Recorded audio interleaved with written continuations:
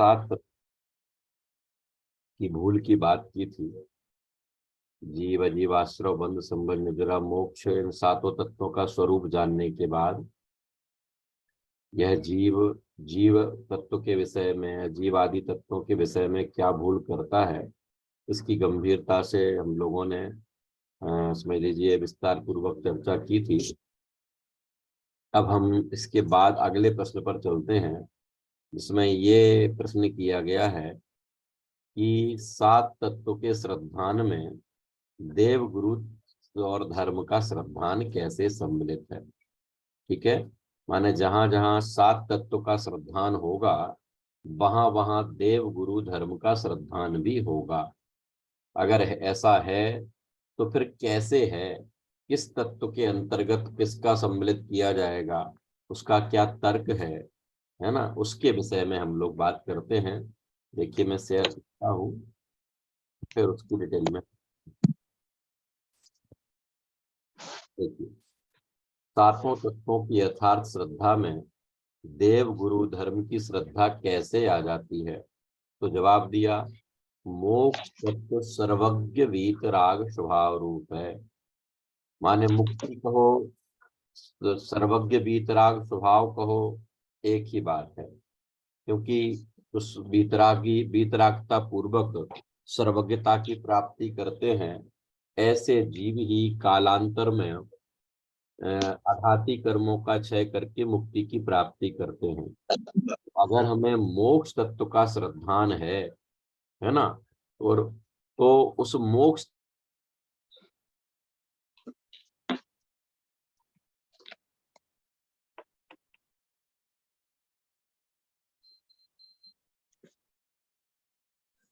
भैया जी म्यूट हो गए आप।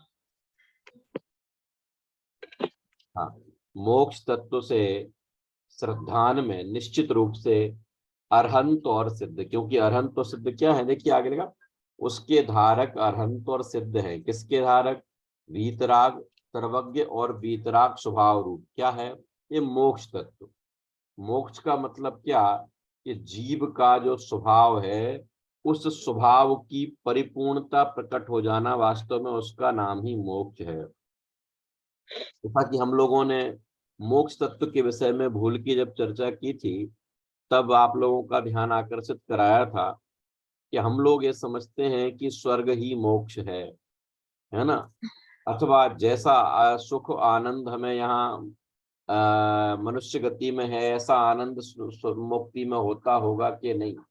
साथ ही साथ मोक्ष हम किसी स्थान को मानते हैं, कोई स्थान विशेष का नाम मोक्ष है कि नहीं, ऐसा नहीं है। तो फिर क्या है कि मेरा मुक्त मेरा स्वभाव है। तो जब यह जीव अपनी मनुष्य पर्याय में पर्याय से दृष्टि हटाकर द्रव्य पर दृष्टि केंद्रित करता है, तो द्रव्य का जो वास्तविक वीतराग सर्वज्ञ स्वभाव है वो उसको प्रकट कर लेता है।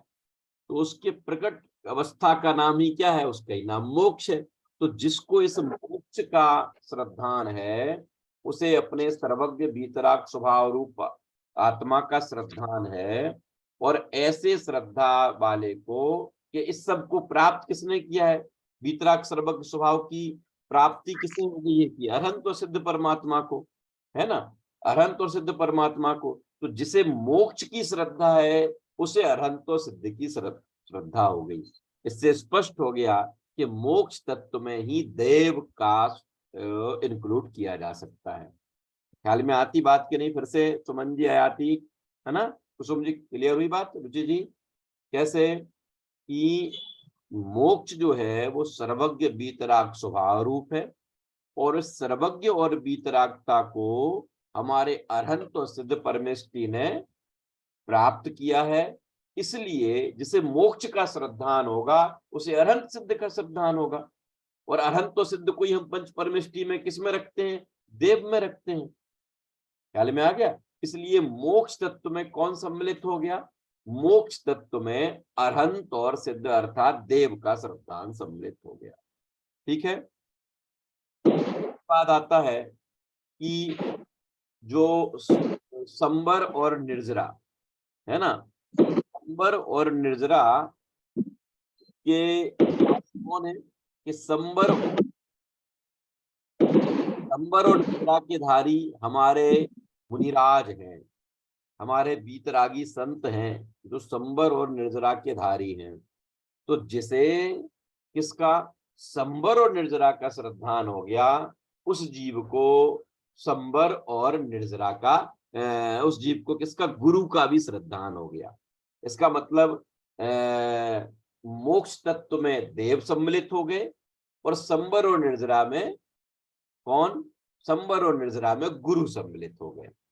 ठीक है, इसके बाद फिर क्या है, इसके बाद और जहां संबर और निर्जरा की बात आई तो ये संबर और निर्जरा किसके विपरीत हैं, ये आश्रव और बंध के विपरीत हैं। ख्याल में आया, आश्रव और बंध के विपरीत रूप जो संबर और निर्जरा है, ऐसी संबर और निर्जरा के धारी हमारे बीतरागी भावलिंगी संत होते हैं। अतः जिससे संबर और निर्जरा का श्रद्धान हो गया, उसे बीतरागी संतों अर्थात गुरुओं का श्रद्धान हो गया। ठीक है, देखो जरा मैं इसमें से आपको रीड करके दिखाता हूं, फिर आपको और क्लियर होगी बात। पहला देखिए, मोक्ष तत्व कैसा है, सर्वज्ञ और बीतराग स्वभाव रूप है और उसके धारक कौन है, अरहंत और सिद्ध हैं, वे ही निर्दोष देव हैं। अरहंत और सिद्ध निर्दोष देव हैं, तो जिसे मोक्ष का श्रद्धान हो गया उन्हें देव का श्रद्धान हो गया। इसलिए जिसे मोक्ष तत्व की श्रद्धा है उसे सच्चे देव की श्रद्धा है। नेक्स्ट क्या कहते हैं, संबर निर्जरा निश्चय रत्नत्रय स्वभाव सहित है। मोक्ष बीतराग सर्वज्ञ स्वभाव सहित है और संबर निर्जरा किस स्वरूप है, किस स्वरूप है, निश्चय रत्नत्रय स्वभाव सहित है। और उसके धारक कौन होते हैं, निश्चय रत्नत्रय के धारक कौन होते हैं, हमारे भावलिंगी संत होते हैं, है ना। हमारे भावलिंगी आचार्य उपाध्याय साधु अथवा एक शब्द में कहें तो संत उस संबर निर्जरा के धारी होते हैं। तो ऐसे उस संबर निर्जरा का जैसे श्रद्धान हो गया, उन्हें निर्ग्रंथ गुरु का भी श्रद्धान, तो वे ही निर्ग्रंथ दिगंबर गुरु हैं। इसलिए जैसे संबर निर्जरा की श्रद्धा है, उसे सच्चे गुरु की भी श्रद्धा है। ठीक है सुमन जी, अंतिम तीसरी बात क्या है, जीव तत्व का स्वभाव रागादि रहित शुद्ध चैतन्य प्राणमय है। यद्यपि जीव को व्यवहार नय से पर्याय वाला भी कहते हैं, है ना, जीव को व्यवहार नय से व्यवहार प्राणों वाला 10 प्राणों वाला भी कहते हैं, लेकिन जीव का यथार्थ स्वभाव क्या है, चैतन्य प्राणमय। चैतन्य माने ज्ञान दर्शन ही जिसके प्राण है, ऐसा ज्ञान दर्शन रूप चैतन्य प्राणमय जीव का स्वभाव है। उस स्वभाव सहित कौन सा धर्म है, कि ऐसा स्वभाव अहिंसा धर्म है ना, ऐसा स्वभाव सहित कौन सा धर्म है, कि अहिंसा धर्म है। इसलिए जिस जीव को किसका, जिस जीव को जीव तत्व का श्रद्धान होगा उसे धर्म का भी श्रद्धान होगा। इससे स्पष्ट हो गया कि जिसे 7 तत्व का श्रद्धान है उसको देव गुरु और धर्म का भी श्रद्धान हो गया। संक्षेप में अगर हम बात करें तो आपको ऐसे याद रखना है कि मोक्ष तत्व में देव का श्रद्धान सम्मिलित है, ठीक है, और संबर और निर्जरा में गुरु का श्रद्धान सम्मिलित है और जीव तत्व में धर्म का श्रद्धान सम्मिलित है। किस तरीके से है वो हमने चर्चा भी कर ली। ठीक है कामिनी जी, क्लियर हुई बात, कैसे मोक्ष जो है वो बीतराग सर्वज्ञ स्वभाव रूप है और ऐसी बीतरागता और सर्वज्ञता को अरहंत और सिद्ध परमात्मा ने प्राप्त किया है। अतः जिसे उस मोक्ष की श्रद्धा हो गई उसे अरहंत सिद्ध की श्रद्धा हो गई, और अरहंत सिद्ध ही तो हमारे देव हैं। इसका मतलब क्या हुआ कि मोक्ष तत्व में देव का श्रद्धान इंक्लूड हो गया। ठीक है, फिर इसके बाद आता है कि संबर और निर्जरा कैसा है, कि रत्नत्रय स्वभाव सहित है और ऐसे रत्नत्रय स्वभाव को हमारे साधु धारण करते हैं। ख्याल में आ गया, ऐसा रत्नत्रय स्वभाव निश्चय रत्नत्रय जो है वो हमारे साधु धारण करते हैं। अतः जिसे संबर और निर्जरा का श्रद्धान है उसे साधु का भी श्रद्धान हो गया। और जीव तत्व जो है वो निश्चित चैतन्य प्राणमय है और ऐसा वह जीव तत्व अहिंसा धर्ममय होता है। अतः जिसको जीव का श्रद्धान हो गया उसे धर्म का भी श्रद्धान हो गया। इससे स्पष्ट है कि सात तत्व के श्रद्धान में देव गुरु धर्म का श्रद्धान सम्मिलित। क्लियर हुई बात कविता जी? कैसे बताएंगे? मोक्ष तत्व में देव, संबर निर्जरा में गुरु और जीव तत्व में धर्म। ठीक है, जीव तत्व में धर्म, संबर निर्जरा में गुरु और मोक्ष में देव। इस तरीके से सात तत्व का श्रद्धान जिसे होगा उसे देव गुरु धर्म का श्रद्धान होगा, और जिसे देव गुरु धर्म का श्रद्धान होगा उसे सातों तत्वों का भी श्रद्धान होगा। ये हमने अभी 130वां प्रश्न पढ़ा। अब इसके बाद अगला प्रश्न आता है, कर्ता किसे कहते हैं? कर्ता, जो कोई भी कार्य इस जगत में होता है तो उस कार्य का कर्ता कौन है? हम कर्ता का आरोप किसे लगाएं, है ना? देखो, अब ये जो आगे आने वाली चर्चा है षट कारक की, निमित्त उपादान की, ये जो सारी चर्चा आने वाली है, अभी यहाँ तो सात तत्व के विषय में जो हमने चर्चा की, ये हमारी अनादि काल की सात तत्व के विषय में होने वाली भूल दूर हो जाए इससे बात की। अब हमारी जो अनादि काल से कर्ता कर्म की भूल चल रही है, कौन किसका कर्ता है, कौन किसका कर्म है, हम किसी को भी किसी का कर्ता मान लेते हैं, किसी को भी किसी का कर्म मान लेते हैं। क्यों? क्योंकि हम कर्ता ही नहीं समझते, हम कर्म ही नहीं समझते, हम करण संप्रदान ही नहीं समझते, हमें पता ही नहीं है षट कारक क्या होते हैं। तो इन षट कारकों की चर्चा करके हमारे अनादि के कर्ता कर्म के संबंध में होने वाला ज्ञान, निमित्त उपादान के विषय में होने वाला ज्ञान, इन अज्ञानों को दूर करने के लिए अब ये आगामी सिद्धांतों की हमें चर्चा करनी है। ठीक है, क्या है प्रश्न? कर्ता क्या होता है? तो कर्ता की परिभाषा है, जो स्वतंत्र रूप से अपने कार्य को करता है वही कर्ता कहलाता है। माने जिसे अपने कार्य को करने के लिए किसी पर की आवश्यकता नहीं है, किसी दूसरे की आवश्यकता नहीं है ना, स्वतंत्र रूप से अपने कार्य को जो करता है वह कहलाता है कौन? कर्ता। कर्ता माने करने वाला। क्लियर हुई बात? रुचि जी, सुमन जी, मोना जी, क्या है कर्ता? माने क्या? करने वाला। किसी भी कार्य को करने वाला जो होता है वो कर्ता कहलाता है। किसकी हेल्प से काम करता है? कि ना हेल्प की जरूरत नहीं है, स्वतंत्र रूप से जो अपने कार्य को करता है वही कर्ता कहलाता है। परिभाषा क्या आती है? यह परिणमति सा कर्ता, जो कार्य रूप परिणमित होता है ना, वो कौन कहलाता है? कि वो कर्ता कहलाता है। और ऐसा कर्ता कैसा होता है? स्वतंत्र होता है। संस्कृत व्याकरण में आता है स्वतंत्र कर्ता, जो स्वतंत्र होता है वो कर्ता कहलाता है ना? हम अभी अपने जैन दर्शन के अनुसार पढ़ेंगे कर्ता की परिभाषा, तो क्या आएगी? यह परिणमति सह कर्ता, जो परिणमित होता है, कोई भी कार्य जब होता है तो उस कार्य रूप जो परिणमित होता है वह उसका कर्ता कहलाता है ना?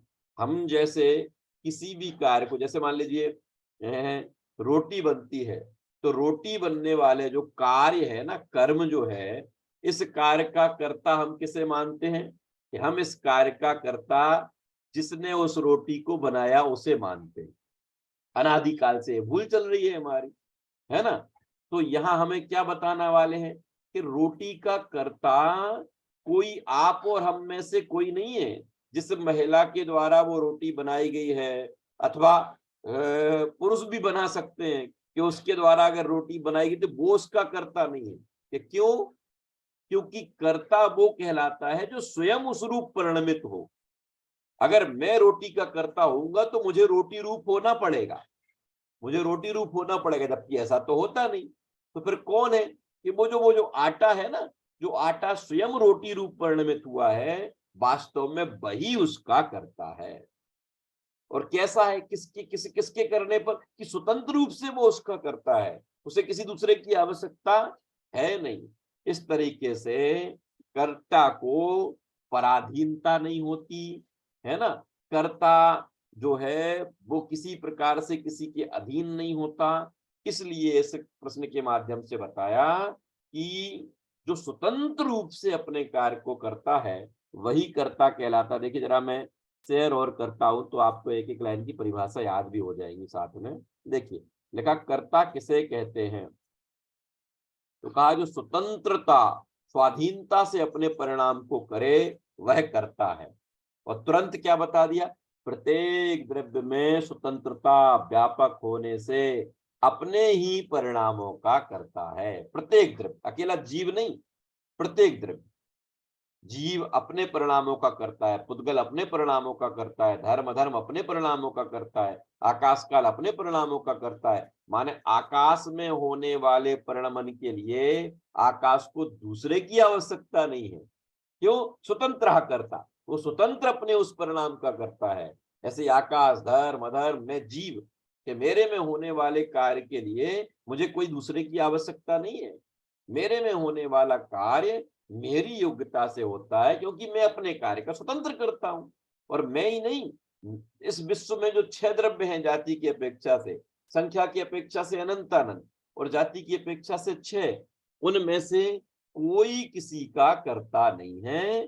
प्रत्येक द्रव्य अपने कार्य का स्वतंत्र करता है। इस बात का ज्ञान कराने के लिए यहाँ कर्ता की परिभाषा बताई। यहाँ सुमन जी बोलिए, आपका क्या प्रश्न? मैं ये जानना चाह रही हूँ कि जैसे प्रत्येक द्रव्य अपने कार्य का स्वयं कार्य का मतलब स्वतंत्र परिणामन उसमें होता है। और जैसे आपने उदाहरण बताया कि आटे से जो रोटी बनती है वो स्वयं के परिणामन से है। जैसे आटे में योग्यता है और स्वयं के परिणामन से रोटी बनती है, लेकिन अगर आटा रख दिया जाए तो रोटी कैसे बनेगी जब तक कोई बनाने वाला नहीं हो? तो यहाँ यहाँ अपन से ये नहीं कहा जा रहा कि वो कार्य कैसे हुआ। माने अगर आटे में स्वयं रोटी रूप होने की सामर्थ्य नहीं होगी तो कोई उसे रोटी रूप परिणमित नहीं करा पाएगा। माने रोटी एक कार्य है, जरा सुनना ध्यान से, रोटी एक कार्य है तो उस रोटी रूपी कार्य के अपने 60 कारक हैं, अपने 60 कारक हैं। और प्रत्येक कार्य के होने में 5 कारण होते हैं। प्रत्येक कार्य के होने में 5 कारण होते हैं। तो उन 5 कारणों में से एक निमित्त नाम का कारण भी है। लेकिन जब आपसे कोई कर्ता पूछेगा रोटी का कर्ता कौन है, तो रोटी के कर्ता की ओर से जवाब आएगा कि जो स्वयं रोटी रूप परिणमित हुआ है वही रोटी का कर्ता है। और फिर जिसने बनाई है वो रोटी का निमित्त करता है। क्या है? अच्छा, वो रोटी का निमित्त निमित्त करता। करता है ना। स्वतंत्र रूप से करता तो कौन है कि वो द्रव्य स्वयं। उस द्रव्य में स्वयं अगर उस रूप होने की योग्यता नहीं होगी तो कोई निमित्त उसको उस रूप नहीं कर सकते। ख्याल में आया? नहीं, जिस लेकिन जिस करने वाला आटे में जो आटा कड़क हो जाता है या किसी कारण से बिगड़ जाता है, उसमें रोटी बनने रूप योग्यता नहीं होती, फिर आप उसको रोटी रूप परिणमित करा दो, या नहीं करा पाते। क्यों? क्योंकि उसमें उस रूप होने की योग्यता नहीं है। और जो होता है तो वो अपनी स्वतंत्र योग्यता से होता है, हम और आप निमित्त बन जाते हैं। ख्याल में आया? तो यहाँ यही बता नहीं, रहा है। लेकिन योग्यता है हम्म। तो भी जब तक करने वाला नहीं हो तब तक वो योग्यता फलीभूत नहीं हो सकती। तो भाई क्या अभी अभी पर कब तक हो नहीं सकती की बात नहीं चल रही है। अभी बात ये चल रही कि कर्ता क्या कहलाता है। मैं किसी भी कार्य में से, है ना, किसी भी कार्य के 60 कारकों को ढूंढूंगा तो मैं कर्ता किसे कहूंगा, कर्म किसे कहूंगा, करण किसे कहूंगा, संप्रदान किसे कहूंगा। तो इस चीज को समझने के लिए अभी वो जो एक कार्य है उस कार्य में जब सब चीजों को ढूंढा जाएगा तो वो आप वहां पहुंच गई। अभी उसकी बात हम करेंगे, अभी आगे आने वाला है निमित्त उपादान आएगा जब उसमें अपन इसकी चर्चा करेंगे। अभी तो मात्र कर्ता की डेफिनेशन क्या है इसकी ओर से हमने बात की कि जो स्वतंत्र रूप से अपने परिणाम को करे। इसका मतलब क्या कि अपने परिणाम को करने के लिए किसी भी द्रव्य को किसी दूसरे की आवश्यकता नहीं है। बस इतनी बात अभी समझना। अपने कर्म को करने के लिए, अपने परिणाम को करने के लिए प्रत्येक द्रव्य स्वयं समर्थ है ना। उसकी स्वयं समर्थता की जो योग्यता है उसी योग्यता का नाम कर्म, उसी का नाम कर्म। ख्याल में आ गया? योग्यता। हाँ, उसी का नाम कर्ता। प्रत्येक द्रव्य अपने स्वतंत्रता व्यापक होने से अपने ही परिणामों का करता है। ठीक है, दूसरे में वो फैलता नहीं ना, दूसरे के परिणाम में। जैसे मान लो मैं हूं, मैं ये मेरे शरीर में स्पर्श रस गंध वर्ण है। अब मेरा आत्मा स्पर्श में नहीं फैलता, इसलिए मैं स्पर्श का करता नहीं हूं। तो कौन है स्पर्श का करता? इस स्पर्श में पुद्गल फैलता है। इस स्पर्श का, रस का, गंध का, वर्ण का कौन करता है? कि इसका करता पुद्गल है। क्यों? क्योंकि पुद्गल व्यापक रूप से इसमें फैलता है। इस तरीके से और जो चर्चा आगे आएगी तो हम बात करेंगे। अब कर्ता के बाद आता है कर्म। आप लोगों ने थोड़ा कभी समयसार आदि की चर्चा सुनी होगी, तो वहां कई बार ये सुनने को मिलता है कि प्रत्येक कार्य के अपने षटकारक होते हैं। मिलता है कि नहीं ये सुनने में? कविता जी सुना कभी? प्रत्येक कार्य के अपने षटकारक होते हैं। इसका मतलब क्या? वो षटकारक कौन कौन से हैं? कर्ता, कर्म, करण, संप्रदान, अपादान और अधिकरण, ये कहलाते हैं षटकारक। फिर से बोलता हूं, अद्वैत संस्कृत में भी पढ़े होंगे ना, संस्कृत और हिंदी में भी। कर्ता, कर्म, करण, संप्रदान, अपादान और अधिकरण, ये षटकारक कहलाते हैं। तो कोई भी कार्य होगा, है ना, कोई भी कार्य होगा, उस कार्य के षटकारक उसमें स्वयं के होते हैं। उसे किसी दूसरे की आवश्यकता। मेरे में जब सम्यक दर्शन होगा ना, तो सम्यक दर्शन जीव की पर्याय का नाम है ना। जीव के श्रद्धा गुण के सम्यक परिणमन का नाम क्या है? जीव के श्रद्धा गुण के सम्यक परिणमन का नाम सम्यक दर्शन है। तो ये जो सम्यक दर्शन का कार्य हुआ, इस सम्यक दर्शन के कार्य के षटकारक मुझ में ही है।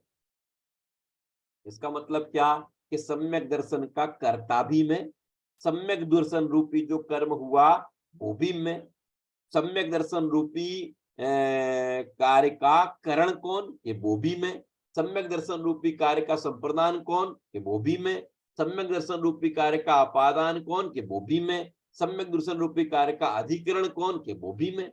ऐसा ऐसा प्रत्येक द्रव्य में होने वाले प्रति समय के परिणमन के षटकारक उसके स्वयं में होते हैं। उसे पर के पास जाने की आवश्यकता नहीं है। उस कार्य रूप परिणमन करने के समय पर कोई सामने खड़ा होता है, उसके ऊपर आरोप आता है, कहा जाता है, वो लोक व्यवहार की भाषा है। उसकी चर्चा भी जब हम उपादान और निमित्त की बात करेंगे तो उसमें आपको स्पष्ट रूप से ख्याल में आ जाएगा। ठीक है, कर्ता क्लियर हो गया। जो स्वतंत्र रूप से अपने परिणाम को करता है उसको कर्ता कहते हैं, और प्रत्येक द्रव्य में अपने परिणाम को करने की सामर्थ्य होती है। हाँ रुचि जी बोलिए। सर मतलब पुद्गल भी इधर से हम लोग पेन लेते हैं या कहीं रखते, तो उसकी भी अपनी स्वतंत्र हाँ, की पुद्गल में होने वाला प्रति समय का परिणमन जो है ना, पुद्गल में होने वाले प्रति समय के परिणमन का कर्ता वो स्वयं है। अच्छा हाँ, है ना। अभी देखो, अभी जब बात करेंगे तो थोड़ा गाड़ी अपनी मुड़ जाएगी, लेकिन निमित्त उपादान की जब हम बात करेंगे ना, तब वहां कर्ता कर्म की पूरी बात आएगी। और अभी ये विषय पूरा षटकारक की मैं परिभाषा आपको बता दूं पहले, फिर हम कल और इसमें डिटेल में बात और करेंगे। ठीक है, कर्ता हो गया। कर्ता के बाद अगले नंबर पर आता है कर्म। जरा देखिए, छोटे छोटे प्रश्न है, अभी हम पूरे कर लेते हैं। कर्म, कि जिस परिणाम को कर्ता प्राप्त करता है वह परिणाम उसका कर्म कहलाता है। फिर से, जिस परिणाम को कर्ता प्राप्त करता है वह कर्म कहलाता है। ठीक है, क्या परिणाम? के जो भी परिणाम होगा, जो कर्म होगा, वो क्या कहलाएगा? वो कहलाएगा कर्म। अब फिर तीसरी बात आती है कि कोई भी कार्य जब होता है तो कर्ता करता है, वो जो परिणमन हुआ वो कर्म हो गया। फिर उसको करता कौन है? तो कहा कर्म के साधक तम, माने उस कर्म को करने में साधन कौन है, सहयोगी कौन है, हेल्पर कौन है, किसके कारण से वो कार्य हुआ, वो क्या कहलाता है? वो कहलाता है करण। ठीक है, करण याद रखना। करण का मतलब क्या? परिणाम, अर्थात कर्म के साधकतम को, साधकतम माने करने में सहयोगी को, है ना, उत्कृष्ट साधन को, जिसके द्वारा वो कार्य हो, जिसके द्वारा, ऐसा याद रखो, जिसके द्वारा, जिसके सहयोग से, जिसकी हेल्प से वो कार्य होता है, वो क्या कहलाता है? वो कहलाता है करण। क्लियर? अब चौथे नंबर पर आता है संप्रदान। क्या कहलाता है? जिस कर्म या कार्य, जिसे कर्म या कार्य दिया जाए अथवा जिसके लिए कर्म किया जाता है, जिसके लिए वो कर्म किया गया, जिसने किया वो कर्ता। सुनना जरा ध्यान से, रुचि जी फिर से अब याद कराता हूं चारों को। जिसने किया वो कौन? वो कर्ता। जो किया वो कौन? वो कर्म। क्लियर? जिसने किया वो कर्ता, जो किया वो कर्म, जिसके द्वारा किया वो करण, जिसके लिए किया वो संप्रदान। यहां तक 4 बातें क्लियर हो गई? जरा जरा रुको, मैं वीडियो ऑफ करके, क्या नाम, शेयरिंग ऑफ करके जरा सबके सामने बात कर लूं। फिर से सुनो, 4 कारक हो गए, 60 कारकों में से कविता जी 4 हो गए। फिर से बताऊं कैसे? कि जिसने उस कर्म को किया, स्वतंत्र रूप से जिसने उस कार्य को किया, वो कौन? कि वो कर्ता। कर्ता। जो किया वो क्या? वो कर्म। जो किया वो क्या हो गया? कर्म। जिसके द्वारा किया, जिसकी हेल्प से किया, वो कौन? वो करण। और जिसके लिए किया वो कौन? वो संप्रदान। ठीक है, 4 हो गए। इसी क्रम में आगे बढ़ेंगे। अद्वैत तो क्या? जिसमें से किया, जिसमें से किया वो कौन हो गया? वो हो गया अपादान। अपादान। ठीक है। फिर जहां पर किया वो कौन हो गया? वो हो गया अधिकरण। अधिकरण। अब क्लियर हुई बात? एक बार फिर से रिपीट करूं। जिसने कार्य को किया वो कौन? कर्ता। ठीक है, आप लोग लिप्स ला सकते हैं अपने, क्या अनम्यूट ना करें, बस बोले। जिसने कार्य को किया वो कौन? कर्ता। वो किया वो कर्म, जो किया वो उसका कर्म, जिसके द्वारा किया वो करण, वो करण। जिसके लिए किया वो संप्रदान। जिसके लिए किया वो संप्रदान, संप्रदान। जिसमें से किया वो किया अपादान। अपादान, ठीक है। जहां जहाँ पर पर किया किया वो अधिकरण। संप्रदान, अधिकरण। ठीक है।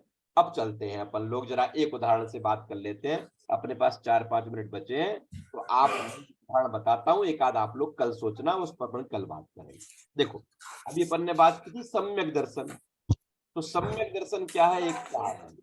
ठीक है। अब ये जो सम्यक दर्शन रूप स्वतंत्र रूप से कौन परिणमित हुआ? जीव। तो फिर जीव कौन हो गया? जीव हो गया। कर्ता। ठीक है। कर्ता। परिणमित हुआ सम्यक दर्शन परिणमित हुआ। तो सम्यक दर्शन क्या हो गया? कर्म। कर्म। ठीक है। अब इसके बाद बात आती है कि जीव परिणमित हुआ, इसलिए जीव कर्ता हो गया। सम्यक दर्शन रूप परिणमित हुआ तो वो सम्यक दर्शन कर्म हो गया। अब ये जो सम्यक दर्शन रूपी कर्म है ना, जो कर्ता सम्यक दर्शन रूप परिणमित हुआ, ये किसके द्वारा हुआ? किसके द्वारा? जीव के। जीव के द्वारा। अपने स्वभाव के द्वारा हुआ। किसके द्वारा? अपने स्वभाव के द्वारा हुआ। तो कौन हेल्प बना? मेरा स्वभाव, मेरा हेल्प बना, हेल्पर बना, है ना। तो स्वभाव क्या हो गया? करण हो गया। मैं ही करण हो गया। माने मेरे में होने वाले सम्यक दर्शन रूपी कर्म का मैं कर्ता। ठीक है। मैं उसमें ही उसका करण। और किसके लिए हुआ भैया सम्यक दर्शन? संप्रदान। मेरे लिए हुआ, इसलिए मैं ही क्या हो गया? मैं ही उसका संप्रदान। हो गया। किसमें से हुआ? किसमें से हुआ? मुझ में से हुआ। मुझ में से हुआ, इसलिए मैं ही उसका अपादान। कहां पर हुआ? कहां पर हुआ? जीव में मुझ हुआ। में ही जीव हुआ, में हुआ। इसलिए मैं मुझ कौन में ही हो हुआ गया? तो अधिकरण। मैं ही अधिकरण। क्या लाया? हाँ भाई, आशीष जी आज अद्वैत के साथ मेरे छोटे भाई आशीष जी भी दिखाई दे रहे हैं मुझे। हाँ आशीष जी, क्लियर हुआ? ये अद्वैत बेटा क्लियर हुई बेटा अपने को बात? 60 कारक बात कर रहे हैं, 6 कारकों की। कर्ता, कर्म, करण, करण, संप्रदान, अपादान, अधिकरण। हिंदी और संस्कृत की व्याकरण पढ़ाते समय सबसे पहले ये 60 कारक पढ़ाए। वहां 7 होते हैं, बीच में संबंध भी होता है, अभी यहाँ संबंध को काउंट नहीं कर रहे हैं, है ना, क्योंकि वो कारक में नहीं आता। क्लियर हो गया? जो स्वतंत्र रूप से कार्य को करता है वो कर्ता, जिसको करता है वो कर्ता। कर्म, जिसके कर्म। द्वारा करता है वो करण, करण। के लिए करता है वो संप्रदान, जिसमें से करता है वो अपादान, अपादान। जहाँ पर होता है या जिसमें होता है वो कौन? अधिकरण। वो अधिकरण। अधिकरण। इस तरीके से षट कारकों के विषय में जानना। ठीक है, जैसे मान लीजिए आम है, आम, ठीक है, आम पहले हरा था और अब वो जो पीले रूप परिणमन किया उसने, है ना, अब पेड़ पर लगा हुआ वो पीले रूप से परिणमित हुआ, तो अब इस कर्म का, इस कर्म में षट कारक अगर आप लगाओ तो कैसे लगाओ कि वो स्वयं उस रूप परिणमित हुआ, इसलिए वो उसका कर्ता, वो जो पीत वर्ण रूप जो हुआ वो उसका कर्म, किससे हुआ कि अपने ही स्वभाव के द्वारा हुआ तो वही उसका करण, किसके लिए हुआ कि अपने ही लिए हुआ तो वो उसका संप्रदान, किसमें से हुआ? अपने में से हुआ इसलिए वो अपादान, कहां पर हुआ कि उसी में हुआ इसलिए वो अपादान। इस तरीके से अपने में ही हुआ। एक द्रव्य में होने अपने वाले में। प्रति समय के परिणमन का कर्ता, कर्म, करण, संप्रदान, अपादान, अधिकरण वो द्रव्य स्वयं है, उसे किसी और की आवश्यकता नहीं है। इस तरीके से इन छोटी छोटी सी बातों के द्वारा, है ना, हमारे समझ लीजिए अनंत स्वतंत्रता का, अनंत पराधीनता का, है ना, अनंत भय को एक क्षण में नष्ट कर दिया। क्या बता के मैं ही अपने परिणाम का करता हूं, है ना, जो कार्य हुआ वही मेरा कर्म है, मेरे ही द्वारा होता है इसलिए मैं ही उसका करण हूं, मैं ही उसका संप्रदान हूं, मैं ही अपादान हूं, मैं ही अधिकरण हूं। इस तरीके से प्रत्येक द्रव्य में होने वाले प्रति समय के परिणमन के षट कारकों को खोजा जाए तो वो उसी में मिलेंगे, अतः उसे अपने परिणमन के लिए किसी दूसरे की शरण में जाने की आवश्यकता कतई नहीं है। समझ में आया? मैं अनादि से अज्ञानी हूं और अब मुझे समझ में आया कि अगर मैं अज्ञानी रहूंगा तो ये जीवन ऐसा ही चला जाएगा, तो ज्ञानी बनने का पुरुषार्थ अगर मुझे करना है तो फिर मैं क्या करूं कि कहीं जाने की जरूरत नहीं है, ये सब कुछ तुम्हारे पास ही है, ऐसी बात है। अब शेष चर्चा हम लोग अभी कल करेंगे, अगर संभव हुआ तो हम पूरी सप्ताह बात करेंगे। हमारे पास लगभग 30-40 सेकंड बच रहे हैं। मैं हमारे अग्रज आदरणीय संजीव जी, जिन्होंने अरहम पाठशाला का सपना देखा और साथ ही साथ उसको क्रियान्वित कराया, आज वो हम लोगों के पाप के उदय से और अपनी आयु पूर्ण होने के कारण से हम लोगों के बीच में नहीं है। निश्चित रूप से उनके सारे जीवन और अंत समय में परिणाम बहुत ही उत्कृष्ट रहे, अतः उन्हें सदगति तो हुई ही हुई है, आगामी काल में वो अशरीरी हो, सिद्धत्व की प्राप्ति करें, ऐसी हम सभी की ओर से मंगल कामना है। हम सब उन्हीं को इस रूप में उनके जीवन से प्रेरणा लेकर हम भी सच्चे मार्ग पर चलें, यही वास्तव में उनके लिए सच्ची श्रद्धांजलि है। अपने जीवन में उनके द्वारा सिखाए हुए पाठ का सदुपयोग है, ऐसी भावना हम सब भाते हुए